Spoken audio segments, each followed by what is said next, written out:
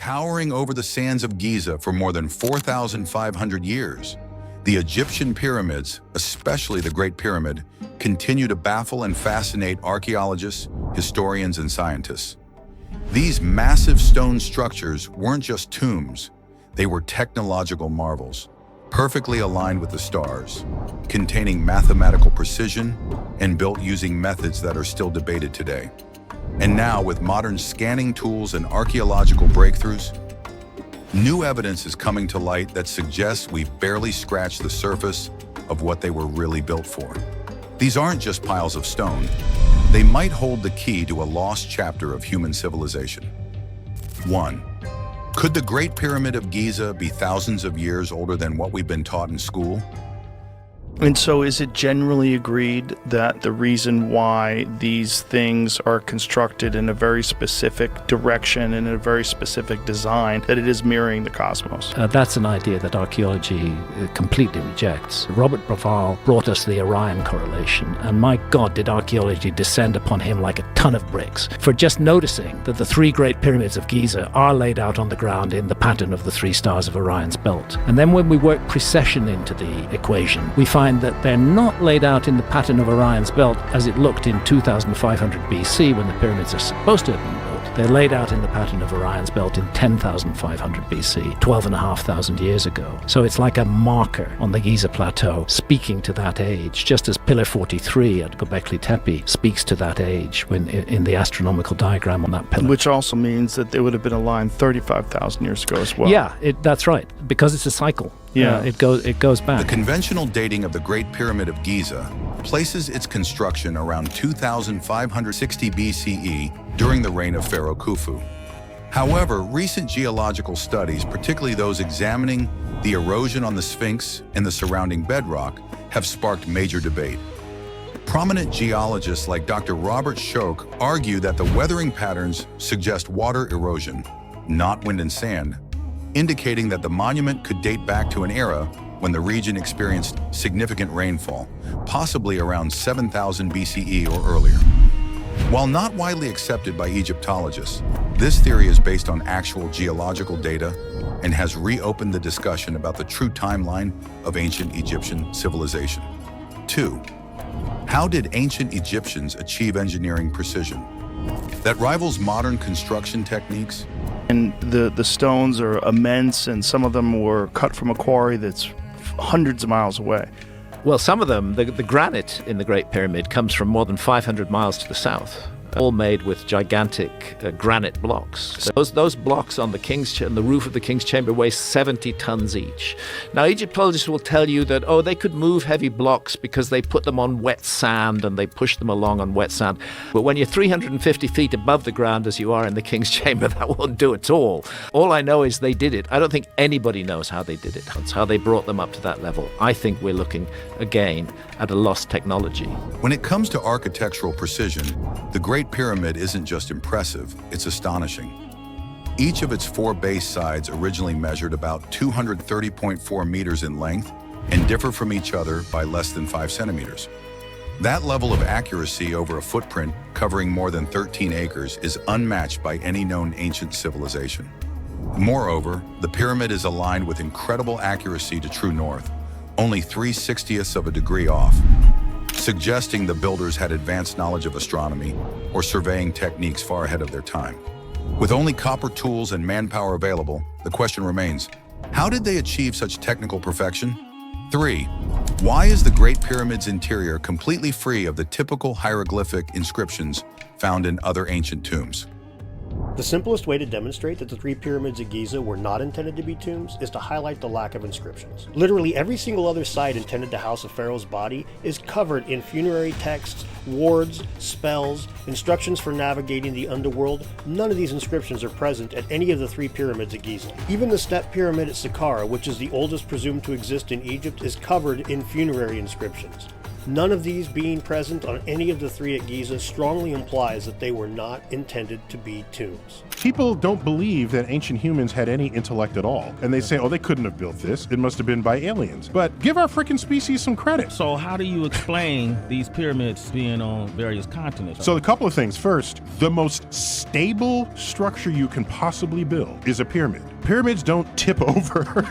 They don't get blown over in the wind. And even when they erode and still keep a pyramid shape. We could say maybe ancient civilizations built all kinds of structures. They just didn't survive thousands of years of erosion and corrosion. And now that's what you see around the world. It was Europeans coming to Africa, seeing an amazing civilization that they could not imagine an African build, and they must then invoke some other cause that enabled them to build it. Excuse me, clever people come in all colors. Consider also that when they built the pyramids, were they in a hurry? Did they have a shortage of labor? Of course not. Pyramid could take 100 years to build with 1,000 people. Give me 100 years and 1,000 people, I'll build any damn thing.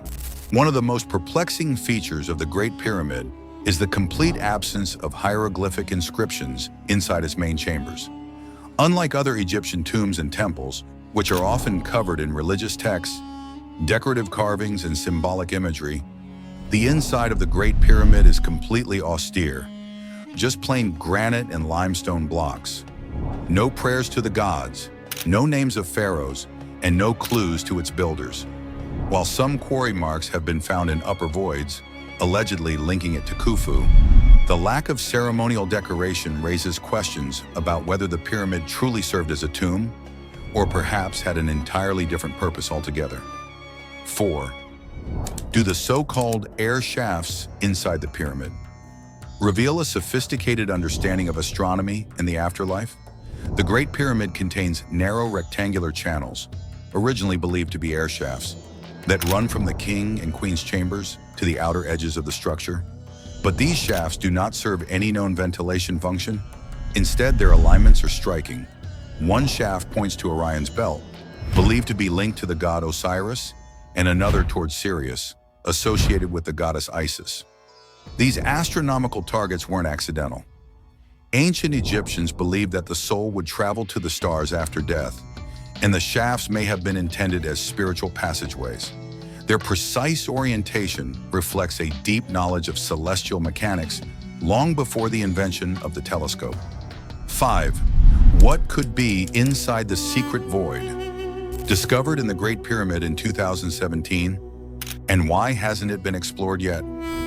Have you heard about the project on the Great Pyramid, the Big Void? They've been using muography. Think of X-rays technology, but using muons, which are a sort of exotic particle that most people are not aware of because they just pass right through us. Massive stone will block some of them, so you can pick up essentially an image over a long period of time. So you have with the Great Pyramid, just recently in the last couple of years, published in Nature, a very prestigious journal, they found evidence for a huge void above the Grand Gallery. They call it a hidden chamber there, but you can see how it's parallel to the Grand Gallery, maybe close to the same size of it. It's hard to tell until it gets probed. The Egyptologists have been so resistant to this, saying this is nonsense. There can't be anything new that we don't know about, or if it is, it's just space between the rocks. My point is I've seen the raw data and the Egyptologists rejecting it. In November 2017, a team of international researchers with the Scan Pyramids project made a groundbreaking discovery that reignited global interest in the Great Pyramid. Using muon tomography, a non-invasive scanning technique that tracks cosmic ray muons as they pass through stone, the team identified a previously unknown massive void located above the Grand Gallery. This hidden space, now officially referred to as the Big Void, is estimated to be at least 30 meters, 98 feet long, making it comparable in size to the Grand Gallery itself. Despite being located in one of the most studied monuments on Earth, this chamber had never been accessed, seen, or even suspected until the muon imaging results were analyzed. What makes the discovery even more intriguing is that no one yet knows what the void is for, or what it contains, if anything. Some Egyptologists suggest it might be a relieving space, a structural chamber designed to redistribute weight and prevent collapse of the gallery below. This explanation mirrors similar architectural features seen above the King's Chamber, where multiple relieving chambers protect the ceiling from immense stress. However, others point out that the size, shape, and deliberate placement of the big void suggest it could serve a different or additional purpose. The possibility that it houses hidden relics, unopened burial chambers, ancient texts, or advanced tools has fueled global speculation. If it were a previously undiscovered ceremonial space, it could rewrite much of what we believe about the function and symbolism of the pyramid. Despite the excitement, Egyptian antiquities authorities have been cautious. The risks of physically accessing the void are immense. Drilling or breaching the structure could compromise the integrity of the entire monument, leading to irreversible damage. As of now, exploration remains limited to remote scanning technologies, and plans for invasive inspection have been postponed indefinitely. Still, the existence of such a large unknown space inside a 4,500-year-old structure proves one thing. We don't yet know all the secrets of the Great Pyramid. Even in the age of satellite imaging and AI analysis, the pyramid continues to guard its mysteries, unchanged, unexplored, and utterly captivating. 6. How did the ancient builders transport and assemble over 2 million stones, some weighing over 70 tons, without modern machinery? Above the King's Chamber in the Great Pyramid are 5 further chambers. These chambers are roofed and floored with granite beams that weigh about 70 tons each. There are hundreds of them. The 70-ton beam is equivalent in weight to 35 large SUVs. These 70-ton granite beams have been elevated to a height of more than 350 feet above the ground and precisely placed in position. It is hard for archaeologists to explain how that was done using leverage and mechanical advantage. You can't haul a stone weighing tens of tons up a slope that exceeds 10 degrees. Then you start doing the calculation. How long a ramp do I need with a 10-degree slope to get to 350 feet above the ground? And the answer is you need a fucking long ramp, which should still be there, because it couldn't have been a sand ramp. It would have collapsed under the weight of those stones. It had to be as massive as the pyramid itself. The Great Pyramid is estimated to be composed of around 2.3 million limestone blocks, with some granite stones in the King's Chamber weighing as much as 80 tons. Despite the lack of wheels, cranes, or iron tools, these stones were not only transported from quarries, some over 500 miles away, but also lifted and placed with extreme precision. Theories range from straight and circular ramps to wet sand sled methods, to the possibility of long-lost lifting technology. The real challenge is not just moving heavy stones, it's assembling them into a structure so exact that it has survived earthquakes, erosion, and human interference for 45 centuries. 7. Could the layout of the Giza pyramids be a deliberate mirror of the stars in Orion's belt? 3 great pyramids on the Giza Plateau have a stunningly similar pattern to the 3 stars of the belt of Orion. And Orion is not just any constellation in the ancient Egyptian system. Orion is the god Osiris in the sky. That's the celestial figure of Orion, of the constellation that we call Orion was the celestial figure of the god Osiris in the sky to the ancient Egyptians. So not only do they model the belt stars of that constellation, but that constellation is also an important one to the ancient Egyptians.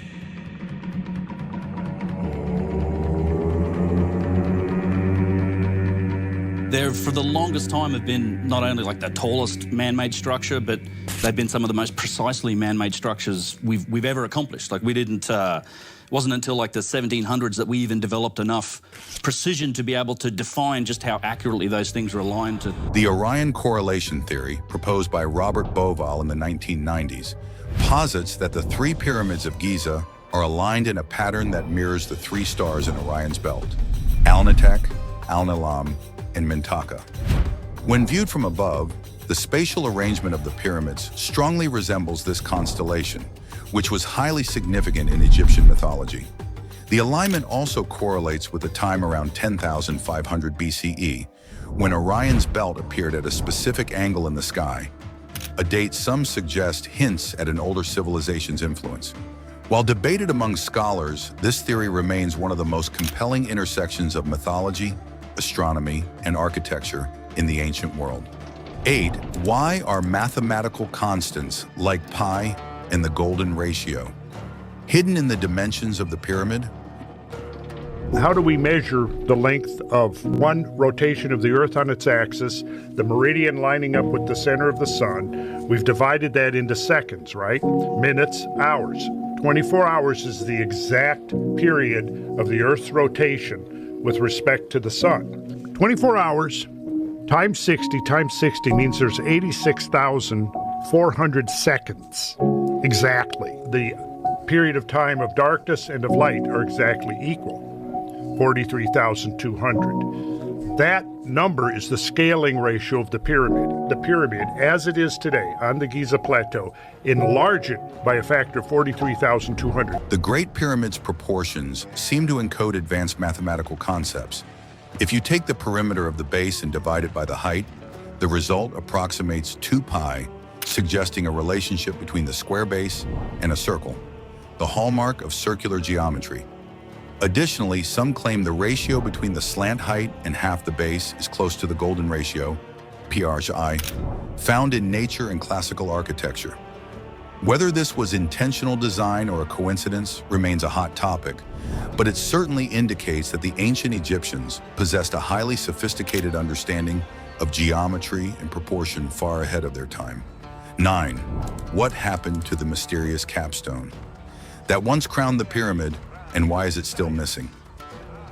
The reason highlighting the color of the Tura limestone that the Egyptians chose to case the pyramids in is important is because it may lend us some kind of clue as to what color and what type of stone the pyramid's capstone was made out of. Now, there are times in archaeology when it is and is not appropriate to look at the choices and actions of a later culture and then use those choices and actions to interpret what the same culture may have been doing thousands of years earlier. The Great Pyramid originally had a capstone, known as a pyramidion, but it has been missing for thousands of years. Historical accounts suggest it may have been made of electrum, a rare gold-silver alloy that gleamed in the sun, potentially serving as a symbol of divine energy or a connection between Earth and the heavens. Others believe the capstone may have held religious or metaphysical significance, perhaps even functioning as a ritual or energy device in ancient ceremonial practices. Its disappearance remains unexplained, and no confirmed pyramidion from the Great Pyramid has ever been found. 10. Do the persistent theories about lost civilizations and extraterrestrial involvement reflect a deeper truth we've yet to understand? I can tell you this. Do you know what the first thing that was built by humans? Ever? No. That's only part of the sentence. Sorry. I love your enthusiasm. My sentence only barely came out of my mouth. The tallest thing humans built after the pyramids. I think it's a building in Dubai. No. So in other words, what's the there to next now? tallest thing after the pyramids? Oh, right after. Yeah. What is the next tallest thing we built? Stable structure after the pyramids. What? The Eiffel Tower. Really? Yes. 89, 1870, late 1800s in Paris, the Eiffel Tower. Huh. That was the first stable structure we built as a civilization that was taller than the pyramids. So the Egyptians knew they knew architecture. They knew. No one's taken that away from them. But to claim they have some secret knowledge of the functionings of the universe, no. Well, people love saying that kind of stuff. Yeah, and it makes for a great TV. Though largely dismissed by mainstream scholars, alternative theories continue to thrive. Some suggest that the pyramids were built with the help of a forgotten advanced civilization, such as the hypothetical Atlantis. Others point to the sheer scale, precision, and unexplained knowledge encoded in the pyramids as evidence of extraterrestrial involvement. While these claims lack concrete proof, their popularity reflects a simple truth. We still don't fully understand how or why the pyramids were built with such complexity. As new technologies reveal hidden chambers and deeper layers of history, it's possible that future discoveries will blur the line between myth and reality. We've only just begun to unlock the secrets carved in stone by an ancient world. For thousands of years, the pyramids have stood as silent giants, testaments to human ambition, mystery, and genius. Yet with every new discovery, every scan, and every excavated detail, we're reminded that we still don't have all the answers. Were the pyramids merely tombs, Or did they serve purposes far more advanced than we've imagined? As science continues to peel back the layers of time, one thing is certain: the secrets of the ancient world haven't all been revealed, but they're getting closer. And that's a wrap for today. For more exciting content, make sure to like and subscribe and leave a comment below.